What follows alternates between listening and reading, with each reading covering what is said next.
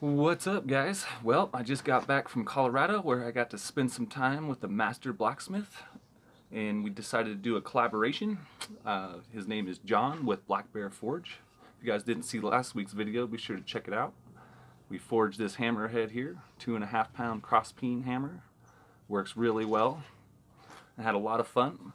But also in last week's video, that was my first time that I ever got to use a power hammer or a throttle hammer in the hydraulic press, which was very exciting and definitely a little harder than they make it look, I must say. But thank you again, John. I had a blast out there and looking forward to doing it again here soon. And now for today's project, we're going to go ahead and forge something out of this 80-pound race bearing. I found it at the junkyard, and this thing is just ridiculous. It's huge. There's so much metal on here. We're going to go ahead and forge a knife out of just one of these rollers to start with. Eventually, we'll go ahead and use the casing as well, which is 3/4 of an inch thick and also really good steel. But for today's video, we're just going to be sticking with one of these little guys here. It's about 1.5 inches in diameter and about 1.25 inches long. And it should be the 52-100 steel, the ball bearing steel, which will make a great knife and should be really fun to work with. So let's go ahead and get started.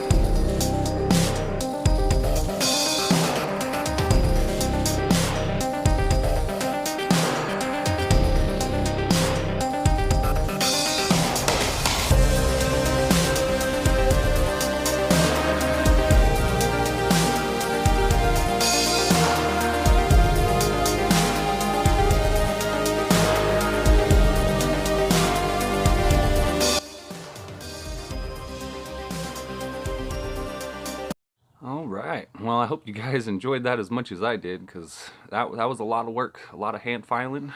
So what you guys don't see in the videos is how much time I spend fixing everything and doing the fun stuff. But here is the end result. 8.5 inches long, almost a solid brass handle, minus these little carbon fiber, not carbon fiber, G10 spacers. Very clean, a lot of machining to get all that to fit. It was a very good challenge and lots of pieces to make them fit good. It was a trick. And also that was my first time trying to stamp brass too, and if you notice in the video that I pretty much started to melt the brass before I took it out of the forge, which wasn't very good. And you can see it right here on this end, just that little part here, which is not a real big deal, but all in all it turned out pretty good. It deformed it quite a lot when I stamped it and had to go back and clean it up. But it was easier to stamp that than it was to stamp the blade, because there wasn't a whole lot of room anywhere on here for me to stamp it. But I really enjoyed this project. I hope you guys did too. Thank you for watching. Please like and subscribe.